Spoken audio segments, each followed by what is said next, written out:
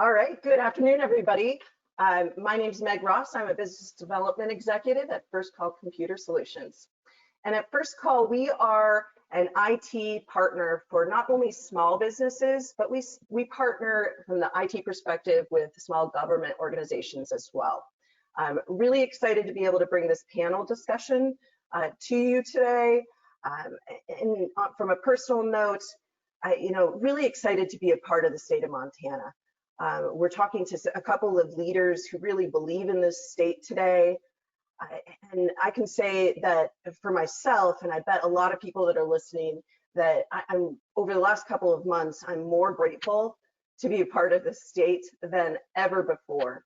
We're the fourth largest state in the country, the third least densely populated state.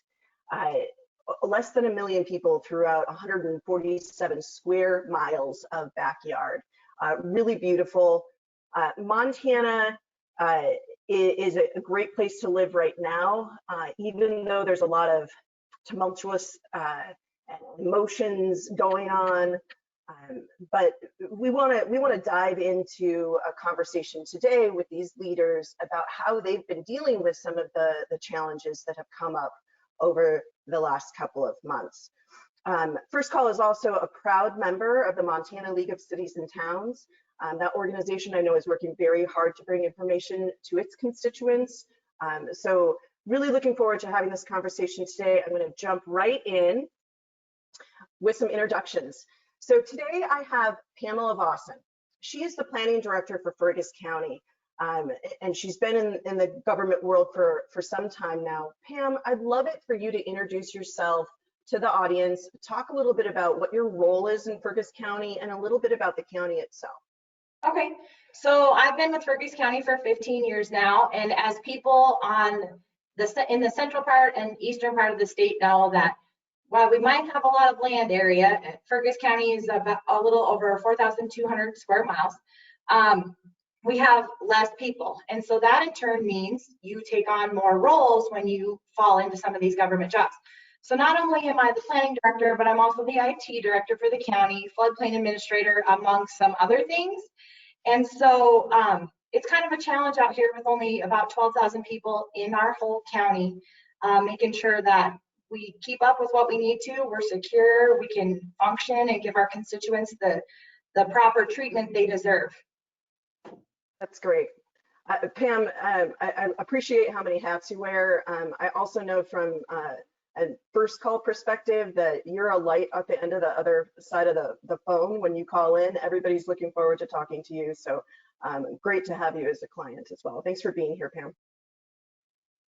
So Brandon, you're the mayor of the town of Stevensville, but before you got that role, you also wore a lot of hats within the town itself. And I know that you're a proud papa as well, so you're a busy guy. Can you tell the audience a little bit about your background and a little bit about the town? Sure.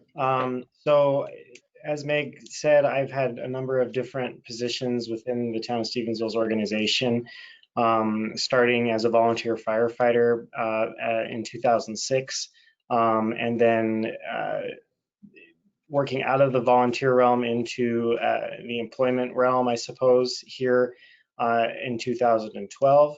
And then from 2012 to current, I've worked through several departments: Public Works, the Police Department, stayed in the Fire Department for a while, served as the interim finance officer for a short period as well. And then in 2018, was sworn in as the mayor of the community. Which was an election in 2017.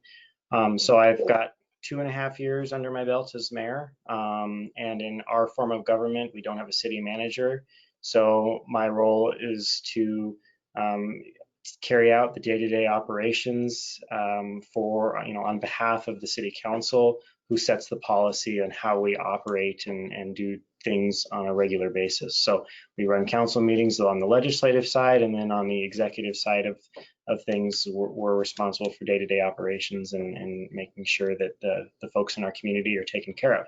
Stevensville's population is just a notch over 2,000 people. I think the last count in 2018 was 2,025.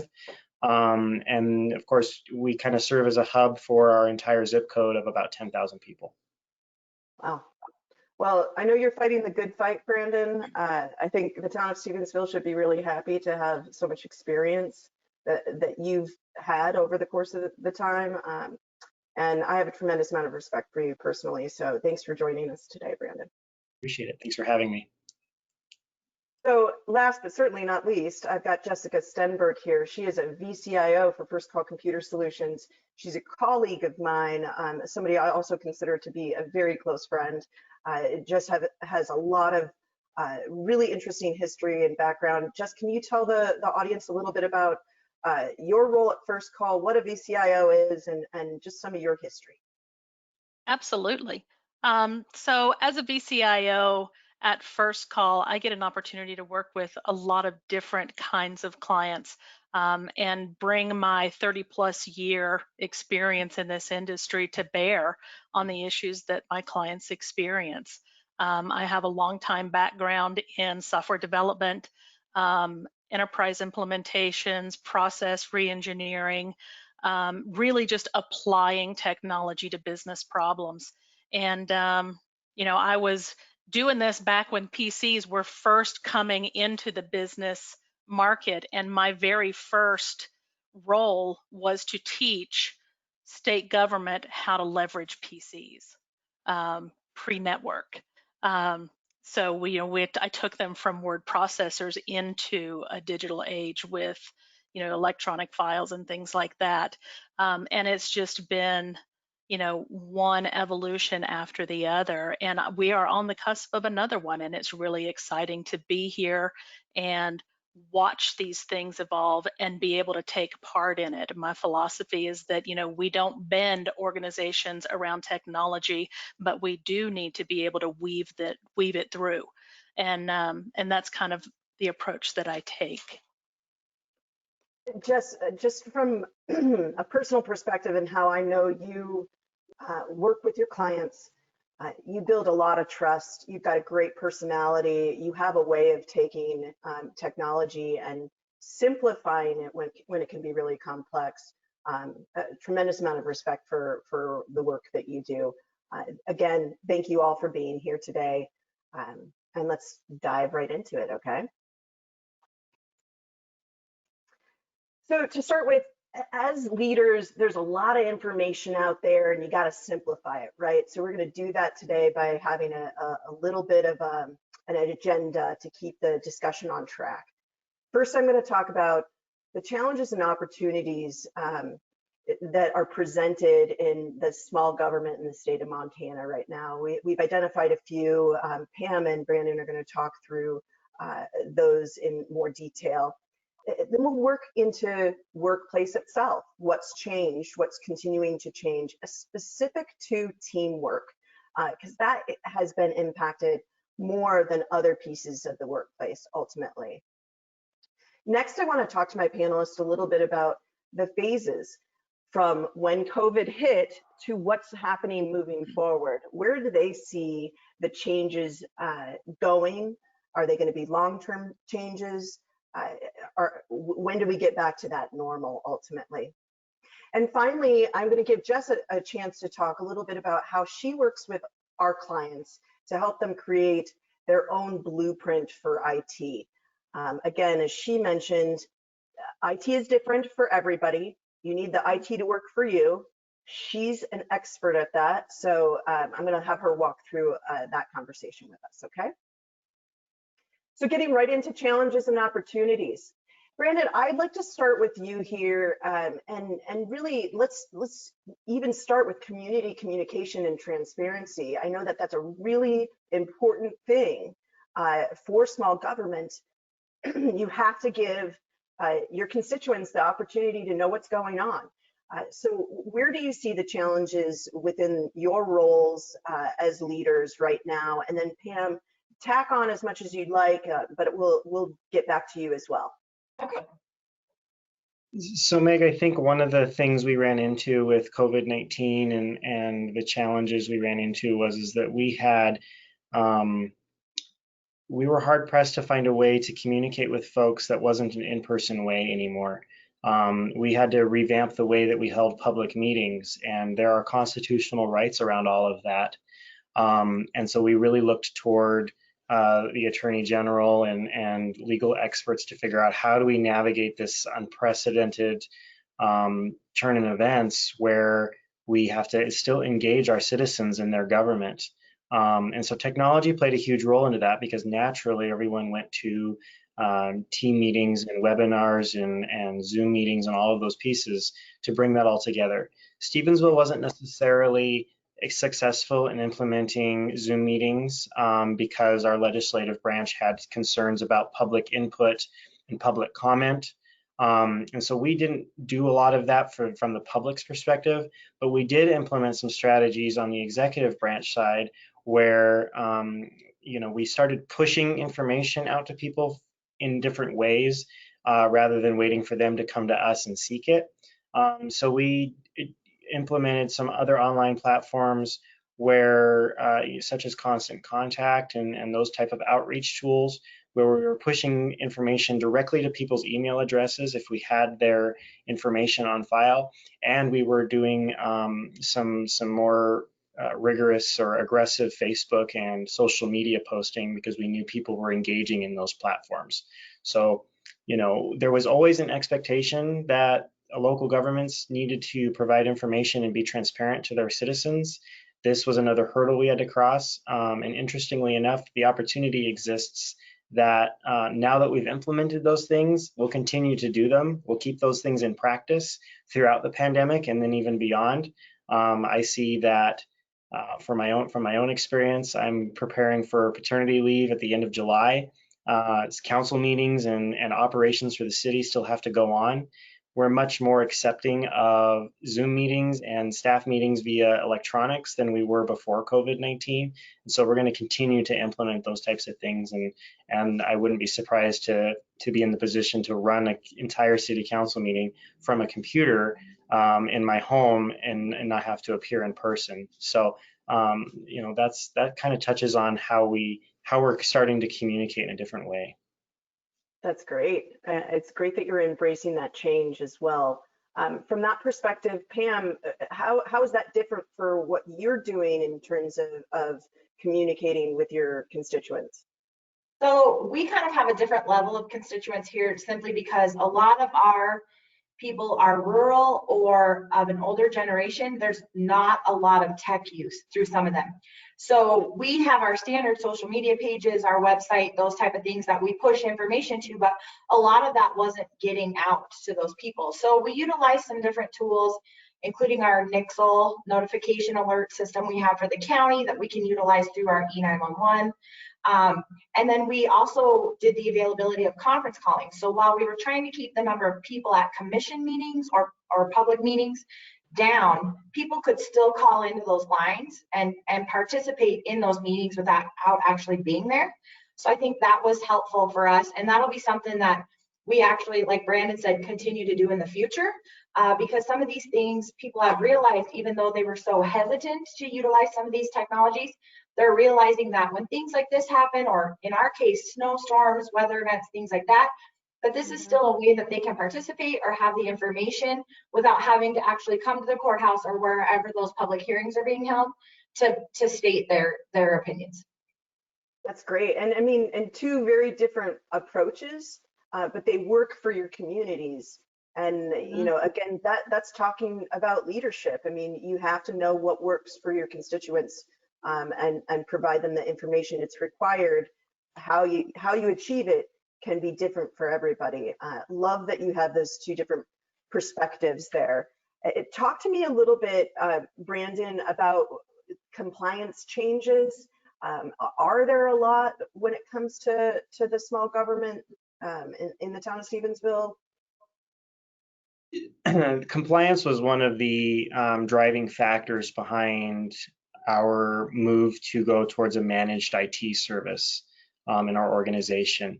Previous to having managed IT services, we kind of just made it up as we went. We had some consultants that had, a small home-based type of business or something like that, or had a number of clients, and we just call them on an on-demand type of basis, but we didn't have a comprehensive plan as to how we managed our compliance with state regulations and even federal regulations, especially in terms of confidential criminal justice information through our police department, and financial information through our utility billing processing and all of that. So we were largely exposed there. And in fact, when we went through an auditing process, we realized that we weren't compliant with a lot of regulations and we needed to get into compliance. And so that was a huge piece behind justifying the need for managed IT services for us. And so today we know that our organization is safer for intrusion. You know, one of our concerns was our sewer plant is so technology based, and even our water system, the well fields, are all run by computers now.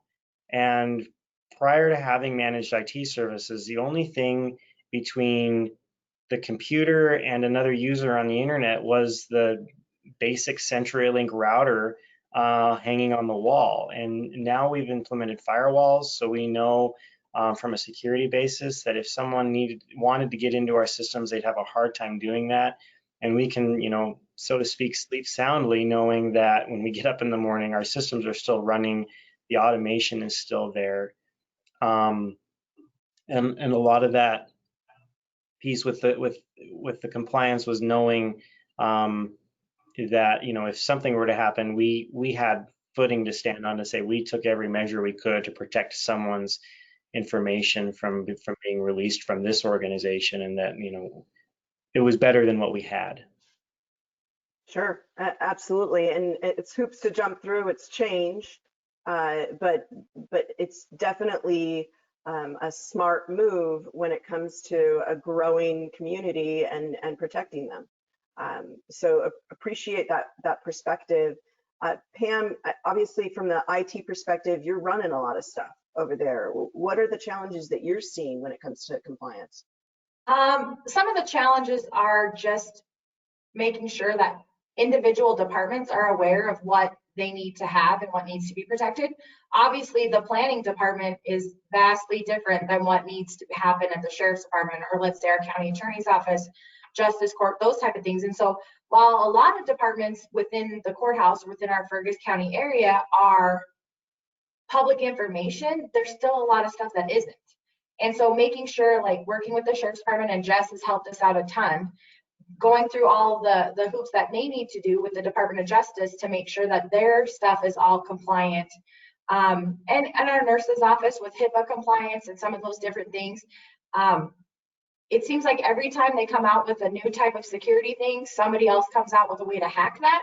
And so I think it's really important that even if people don't understand the intricacies of that, they understand that that is out there and that vulnerability is there.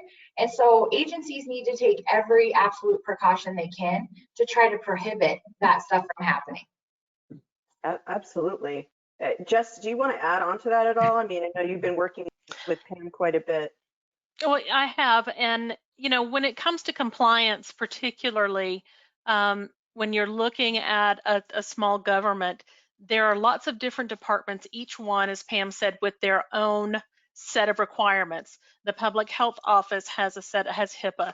The sheriff's office has CJIS. You know, the lawyer's office has another set of requirements. So from my perspective, what I add to that equation is kind of that 30,000 foot view, so that I can look at the various sets of requirements and marry them up and help this municipality get the biggest bang for their IT dollar and solve as many of those problems, you know, in one whack. Great. And I'm going to jump across to departmental because we're touching on it already, right? When Pam's talking about the sheriff department needing one thing, I mean, that's the point here, right? So what are other departmental challenges, even outside of the IT function, Pam, when we're looking at that, what would you say pops to mind? Well, our county predominantly was a paper trail, this is how we've always done it type of county. And when I came in 2005, we actually, I believe in 2006 is when we started our first set of managed services with First Call. So you have these areas where people still don't understand the technology at all, and so they try to fight you on things. So not only do you have the challenges of trying to make sure that you do what you need to do to keep everything safe, to make sure information's backed up and nothing's ever lost, but then here specifically, we have the internal struggles of trying to make people understand why we need to have some of these things. And I understand that when you came in 1992, this isn't how you did it, but this is how we do it now, because everything's evolving to that tech level. And every time something tech comes out, and the next year it's obsolete and it's something else. And so trying to transition some of those things, like in the clerk and recorder's office with Montana votes being web-based and stuff, and making sure that they have everything in place with machines and printers and different scanners and all of these different things so that they can do their job how they need to, but also be in compliance with the whole rest of the state in accordance with that, because it doesn't matter if you're highly populated in the western part of the state or you're out like Petroleum County with 500 people. Those state laws and those requirements are across the board. And so in a rural environment, it's a little bit more difficult to try to figure everything out to make sure that that stuff flows with the rest of the state. That makes perfect sense as well. You know, Brandon, from a staffing perspective, are you seeing a lot of changes? And keeping in mind, we're going to talk about teamwork next, but are there additional challenges that are being presented or have been presented over the last couple of months within the government entity? Yes, and to build a little bit on what Pam said about, transitioning people into an era of technology and those types of things, having the help desk available to us through First Call's contract has taken a burden off of what would probably otherwise fall on me or maybe one other staff member to train people on certain pieces of how to use technology, or if there's a printer issue, whatever it is, something goes wrong, we know we have that help desk available to us and that we're not taxing other resources in our organization that would take other, would be working on other things anyway. From a staffing perspective, to some degree, we were able to implement, put technology into place that would allow us to work remotely. And because of the managed IT services we had implemented, frankly, just months before COVID hit, we knew that, circling into compliance, we knew that when we were exchanging data remotely, that data was safe and secure, because that was a new challenge. We weren't used to working remotely. And so I guess, circling into staffing, we don't have a lot of resources. We don't have, in terms of budgeting, and to throw IT or to throw technology management onto another position into our organization was not cost effective. And we found it difficult to probably recruit the expertise we would need to pull something off in our, on our own. And so that's why these types of on-demand services were so critical to helping us survive through the pandemic. Because suddenly, over a period of a week, everybody took their computer home, and we really just kind of hoped for the best. We weren't sure what to think. I remember coming into my office on a Sunday afternoon with my family, and we packed everything up into the back of our family vehicle and hauled it home and put it in our home office. And it was kind of like, gosh, I hope this all works when I put it back together. But there was a peace of mind knowing Monday morning that I could pick up the phone, and if I had an issue, I could get it. I knew somebody could help me get it to work. I had to do that a couple of times throughout my 4-week stint working at home, and it was incredibly helpful. But then knowing everyone else was doing the same thing, there were other people in our office working from home, and it turned out to be seamless. It was very easy to implement. It helped us with staffing. Although some of the challenges we saw were that because we were closing our office for the safety of the staff and our visitors, there was a notion that, well, maybe we don't need as much staff to to do what we do on a day-to-day basis. If the office is closed and we're not taking payments for utilities at the counter, why do we need the utility clerk there to do that? That we don't need that. And there was that concept kind of approaching on us, and we had to take a step back and realize that we're asking people to do business with the city in a completely different way, via the phone, via the internet, or just dropping it simply in the mail. That still requires us to be present in a way. And so we still needed people to answer our phones. We still needed people to respond to emails and to process web forms that were being sent through our website. So we realized through this that even sending everyone home and working remotely or changing the way we did business, we still needed the same number of people to get the job done. They were just doing different things in a different way, right? Right, it doesn't diminish the work that needs to be done. Correct. And COVID-19 brought a whole new set of challenges to our plate. We were expected to provide a whole new level of service while providing the same services we've always provided, right? We still had to make sure that the water flowed, and that, you know, if there was a water main break, we had to fix that, and that required people to come together. But then we would implement things to make sure that people were aware why their water wasn't working, because we didn't want to go door to door and tell them. And we didn't want people coming to the scene of a water leak, you know, rubbernecking, so to speak, trying to figure out what was going on and creating a gathering of people. So those dynamics we had to work through and implement plans so that any staff member could look at the sheet of paper and say, okay, in this situation, I now know how to handle it in the pandemic. And distributing that, we relied heavily on technology to do in the development piece. Sure. Yeah, I mean, go ahead, Pam. I know, like here, the courthouse or the counties where people come to look for that information when we have things like pandemics or massive weather events and things like that. So on top of all the regular duties that everyone had, you know, we did have some staff request furlough, so we had some down people there, but we had to provide all this information and try to keep ourselves updated on the COVID.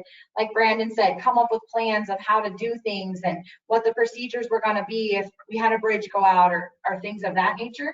And so it was a lot of phone calls and web calls between department heads and other elected officials to try to have some of that in place before an emergency happened, rather than in the middle of it. Right. I mean, another way of saying that is that, you know, there's a lot of people that stopped working, but you didn't have a choice. You couldn't stop working. In fact, work just got more intense on a lot of levels. One example, Meg, is that we, you know, and forgive me if this is a bit morbid, but our cemetery services were impacted because we had to halt funerals. And that impacted our local mortuary because they had to hold off on burials and stuff. And with COVID-19, we weren't sure what to expect in terms of fatalities from the disease. But that independent of itself, even without the pandemic coming into our community, people still continued to pass away. And so we had to accommodate some things with cemetery services. So that just speaks to, we still had a job to get done, whether the pandemic was there or not. The pandemic just put another blanket of challenges that we had to work through.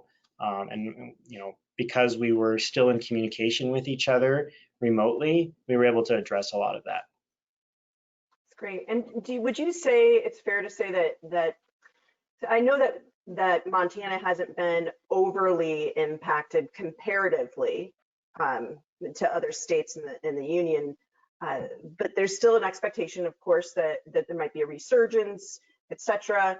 Would it be fair to say, and either of you at this point, that you're more prepared for that next event if it were to happen, or get bigger? Sure. I think from Stevensville's perspective, we are more prepared for a pandemic, but building on that, I think we're more prepared for anything because of the pandemic. We're better prepared for any type of outage or, you know, natural event or disaster than we were prior to COVID-19. And we do kind of expect, right, a resurgence in the fall because the weather gets colder and people kind of huddle in, and that's naturally when people get sick. So we can address a lot of that, but even this summer, we're also expecting here in the Bitterroot a rather aggressive fire season. And so now, we're taking some of what we learned from the pandemic and saying, how can we implement some of those things this summer when fire season hits to continue to provide effective and efficient service, that's still, it goes back to budget management, right? We have to do a lot with very little money. And if we can alleviate the restrictions of technology, which having managed IT services helps us do, then we're ahead of the game already. That's great. Pam, would you have anything to add on either staffing from your perspective or even budget management? We just got a few more moments before I'm going to move on to that next slide. Budget management, Brandon's exactly right. We try to do a lot with a little. And in here, like I said before, I live in an area where not a lot of people are, let's just face it, there's people here that still have a lot of flip phones. So we run into that of trying to explain to constituents or even having the conversation with my commissioners during budgeting time, why we need to allot X amount of money for these different technology needs to people who don't understand why we don't, they still think because they see it on TV, you can go buy a computer that you need from Best Buy for $499. Well, technically you can, but that's not going to work for what we do. And in order to make sure that their information and everything we do here is secure, that's also not going to work. So, we do our day-to-day stuff, whether it's COVID, whether it's wildfires, whether it's floods. But I do think that we've learned some things from this. I do think that there's some networking in place that maybe wasn't the best before. And I do think there are some procedures in place that you could apply to any type of big event. We all have our fingers crossed that the resurgence isn't anything like what they're expecting. But with this, ultimately, it's an unknown. So whatever gets thrown at us, in October, November, we'll keep our stuff in place and roll right on like we always do. Well, you guys are working hard, and I'm sure your constituents can appreciate that. Just really quickly before we move on to that next slide, Jess, I want to give you just a moment to speak about how you work with clients for budget management, specifically when it comes to IT, because that is one of your roles as a VCIO as well. Well, the object of the exercise with regard to budget management is to stay ahead so that you don't have surprise IT expenditures. And the way to do that is to really take stock, lay a strategic plan, and understand where your expenses are going to be. When we start looking at small governments in particular, I don't think that anyone would really say that a small government is going to be on the leading edge of technology, but they can't be on the dusty edge either. So it's really important to take stock, look at what you've got, anticipate, eliminating end-of-life technologies out of the environment or shoring up security gaps and things like that, and lay in a quarterly, plan, a rolling year of what you're going to do and how you're going to spend your budget, so that you are ahead of the game and have a more proactive approach. And that's how I try to approach my clients, is to make sure that we are taking a proactive approach and not getting caught in a reactive mode, so that we are, making a change, no expense spared, because that is the death knell for your budget. Yeah, 100%. So we want to make sure to stay ahead. Yeah. I mean, at the end of the day, there have been new challenges that have been presented through COVID-19. You guys are working through them. There's some newer opportunities that have come out of them in terms of how you're communicating and how you're working with your constituents. I think that those are all really, really impactful things. Let's move on and talk a little bit about workplace. And just, I don't want to spend too much time on this slide, but as we've already said, work is still work. It has to get done, right? We understand that, but the normals around that work have changed. There's distance and cleanliness issues that have been presented. Sorry, technical difficulty for a second. But there's also the teamwork is being greatly affected. And we've talked a little bit about that from the staffing perspective, but there's other things that have to be taken into consideration. How are you collaborating? How are you making sure that people continue to be productive in their roles? Because again, it still has to get done. You have to manage that change somehow, the change, and then you have to set expectation and put controls in. Brandon, do you want to speak to this just a little bit? And again, we just have a few minutes on this slide, and I really want to dive into those phases too that you guys foresee. Sure. So I'm fortunate to have a team here. You know, of our full-time staff, we have about 13 full-time people who are here every day to work.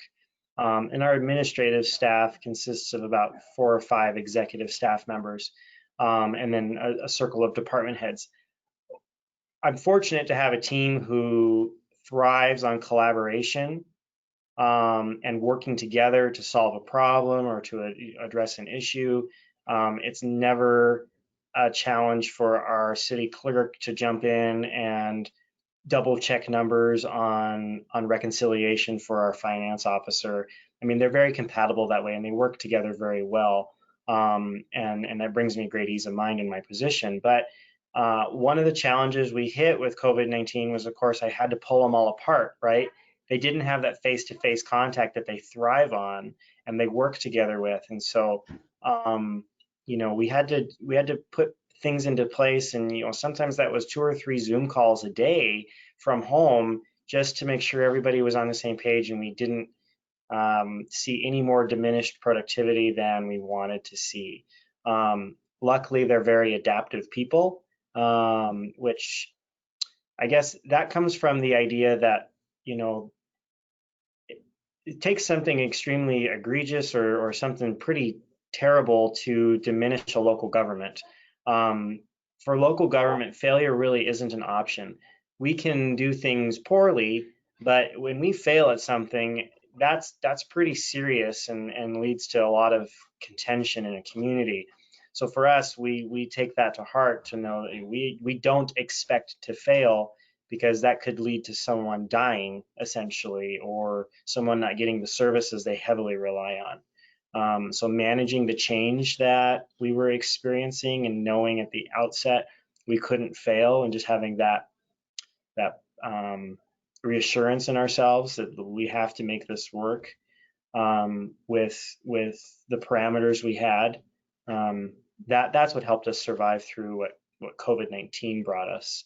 And the technology we brought on board was huge in that. Before we had First Call, we had machines running, and mind you, we signed on with First Call in December, so we still had machines running on Windows XP, and no one really saw an issue with that, except for First Call brought up a series. It was like, you probably you know, XP should not be in your system anymore, and so we're spending some significant money now, and I'm certainly in a position to acknowledge the money we're spending on IT services today and probably over the next couple of years.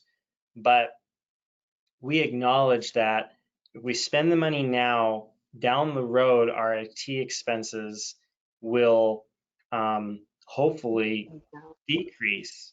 And we won't need to spend as much now in IT services as we are, or later we won't need to spend that money as we are right now. Sure. And there's a team approach to that, because every department in our organization has to acknowledge the amount of money they're putting into IT and what their share is, and buy into the program. Yeah, absolutely. Pam, would you add anything on to that in the last minute or so before we go into the phase? All I would say was, Brandon, you won't be sorry that you invested that money. You really won't. We haven't been so far. I mean, if we hadn't had the services prior to COVID-19, I think we'd be in a much tougher place. We really would.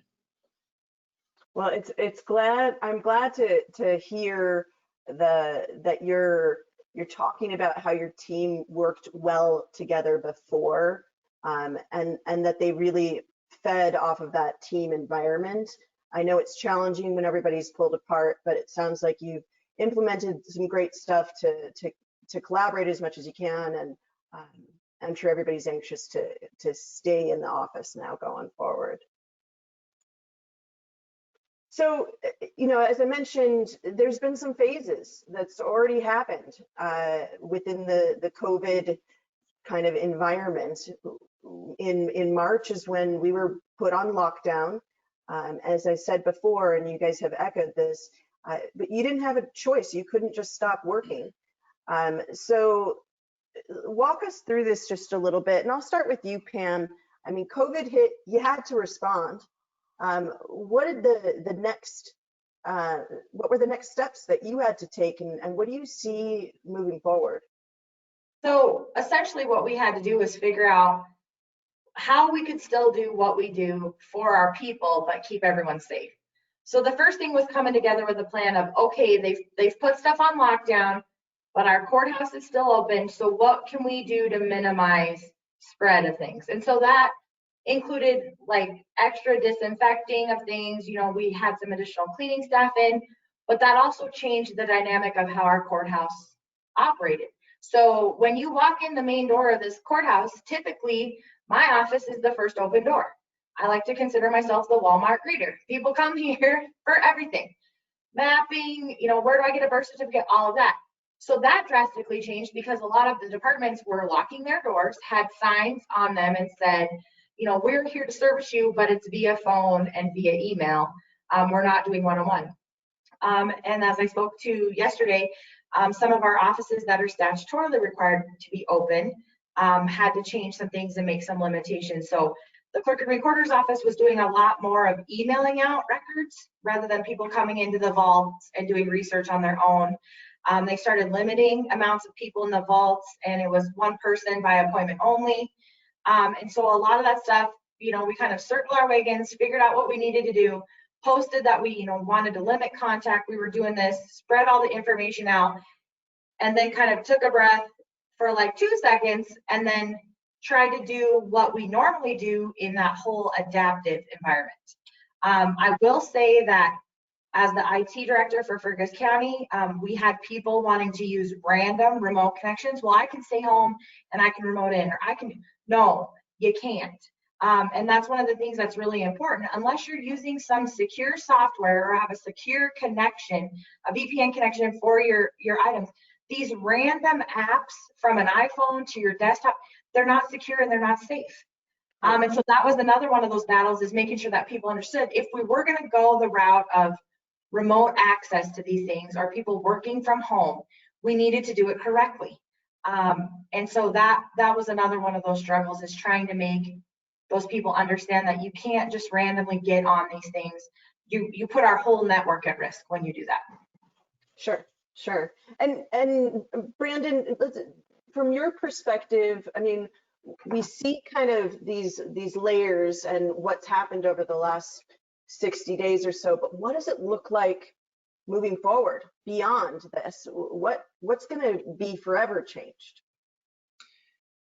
Well, I think, like we touched on earlier in the webinar, one of the things that's forever changed is the way we're providing services, because it's we modified the way we provided services, but I guess the way I look at it is we had a set of services that we were providing and a way we were doing business prior to COVID-19. And then we have the post-COVID-19 or in COVID-19, I suppose, way of doing business and interacting with each other, especially with our constituents, right? And so we're trying to build a balance between those two. Today, Stevensville's reinitiating in-person council meetings for its legislative body, but we're still, even though we were live streaming before COVID-19 hit, we were only live streaming on Facebook. We didn't use our website to live stream. Now that we've implemented that, we're going to maintain that because we acknowledge group sizes are still limited. We've moved meetings into another facility, so we still have a better space to hold larger attendances, but we're still capped at the 50 people. So acknowledging, that there are 2,000 constituents in our community that may want to participate in their local government somehow. Right. We have to create that balance where they can still do it from the comfort of their home. There are people out there who don't feel they want to wear a mask or need to wear a mask. They don't feel the need to socially distance. But then there are also constituents out there who do feel they need to do that. And we're trying to find a balance and blend to appease both people, because or both sets of people, because there are people who want to attend council meetings and they want to sit right next to their buddy or whatever it is.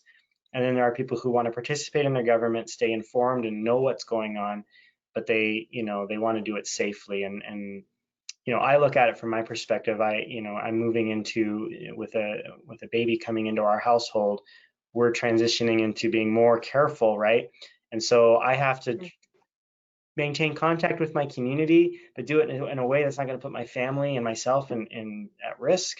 And so, there's a whole lot of dynamics and a lot of emotion into what we've been through since March.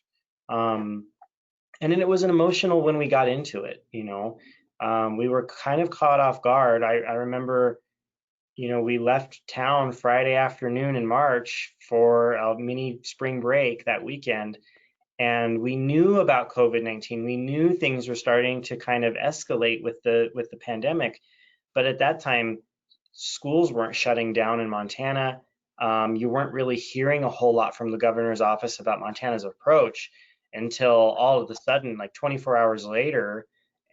Thankfully, I had my computer and technology with me on vacation, against my wife's wishes, to implement strategies, early in the morning and late at night when no one would notice I, was working, to get in touch with the staff. And I remember calling from a ski lift, calling the public health department and developing a unified approach for our community, so that there was consistency throughout our community. We were in touch with the school district.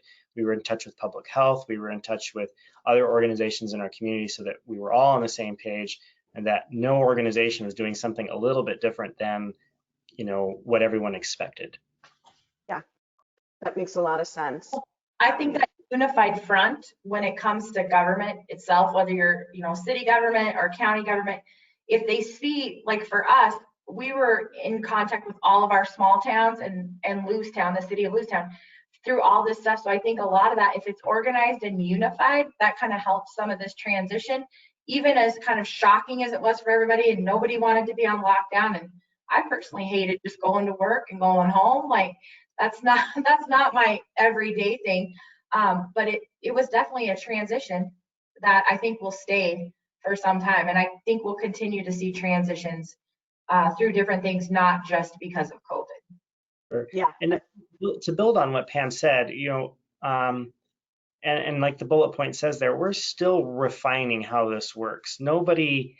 We went into this with no answers, and there was no book on the shelf that said, here's how local government, or anybody for that matter, handles a pandemic in this era. We talk about Spanish flu and pandemics 100 years ago. Well, they didn't have Zoom meetings and all of that stuff. So now we're in a better place, I think, but we're still trying to figure it out and work out the kinks. And one example is tonight we're holding meetings in a completely different location. We'll do a dry run, but we're going to prepare everyone and say, look, we may have this glitch. We're not sure what may happen or not happen. We're going to fine tune this and do the best we can always. But it's important, I think, for us to have patience with ourselves, but for our citizens to also have patience with us as we navigate this. And we want to hear from them if there's issues.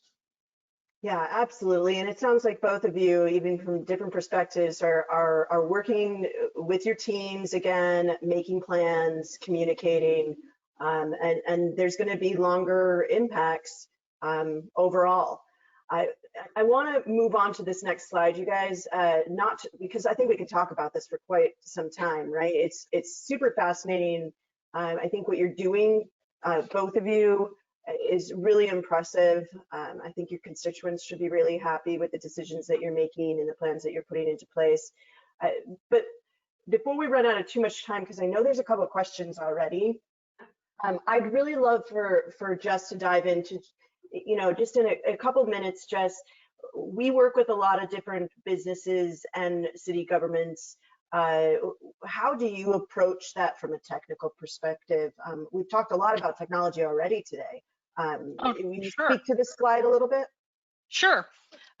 So here at First Call, we've kind of laid out a technical blueprint of how we approach things and the things that we want to make sure that we look at anytime we're looking at change. And COVID has undoubtedly been an opportunity for change, good, bad, or indifferent.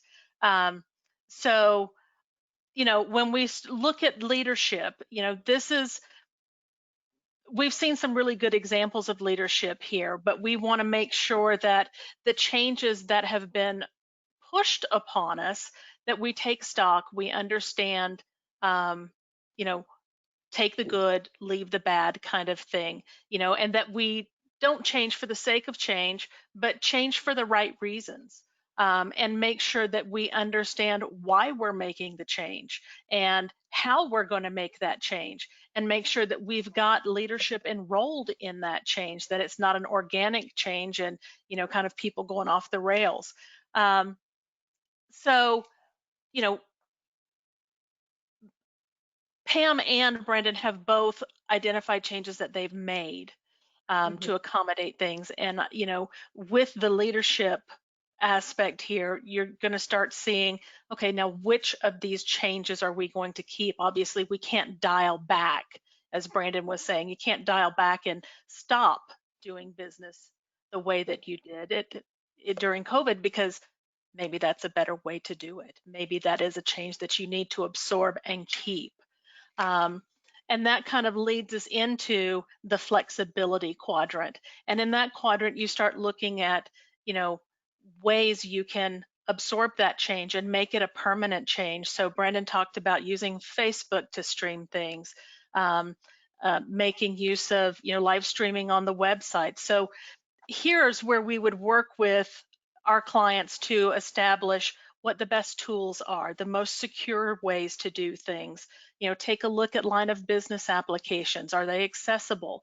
Are they flexible? So you want to maintain that level of flexibility, because again, work is work, and the work that needs to be done isn't changing. It's but you need to be more flexible in the how and what you do to get it done, and where your engagement points are. And that, you know, lends itself to your network, to your applications, to your phone system. All of those are aspects that we would look at.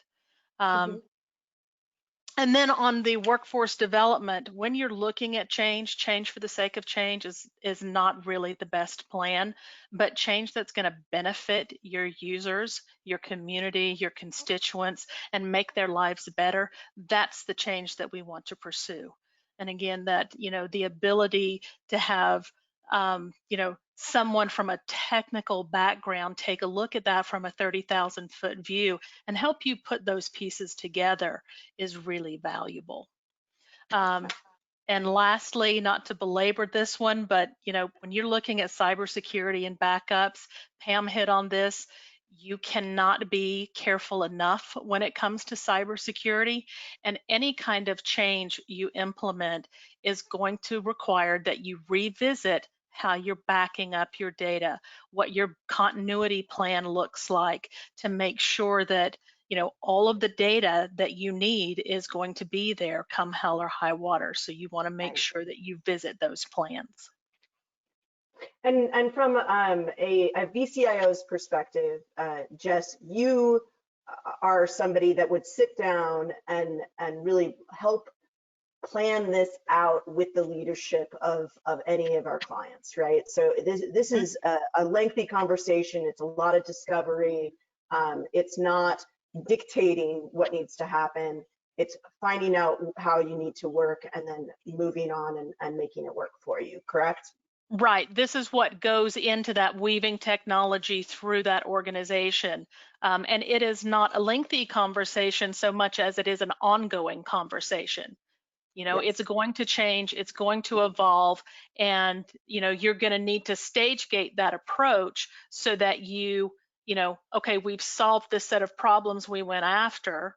or absorb this change. And now let's level set, see where we are and what is next, because it is an ever evolving thing.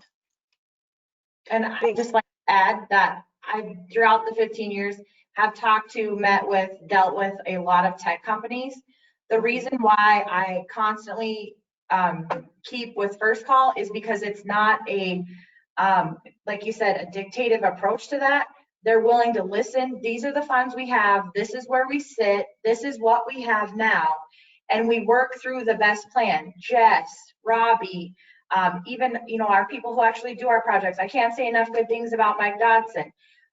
To me, that's really important, because to me, the taxpayer money is important to me. I come here every day to earn my paycheck, not just sit here and collect it. And so I think that's one of the greatest things about First Call, is that they will come in and they will have a conversation with you, not tell you what you should be doing. Yeah, that's great. Thanks for saying that, Pam. If I can, to build on that a little bit, in our experience, and while our relationship with First Call is still very young, it feels like they've been around our organization for quite some time already.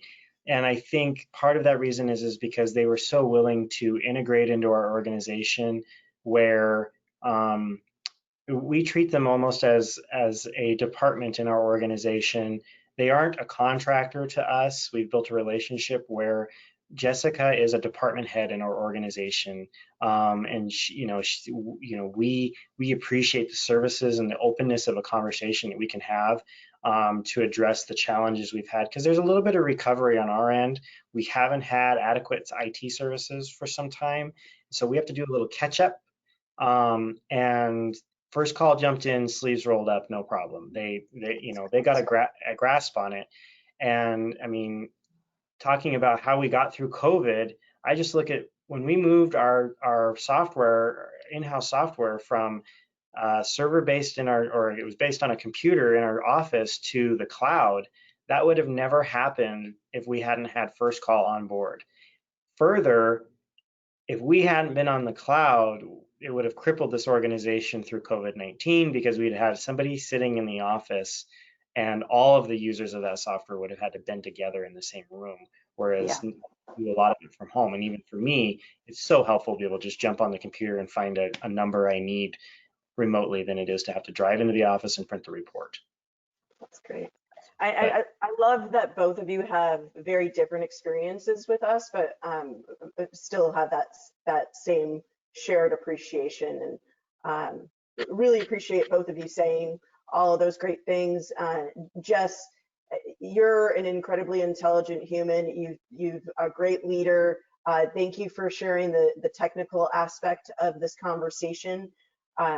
We are tight on time, you guys, so I don't have the ability to go through the questions today. I will reach out to anybody that's asked any in the panel.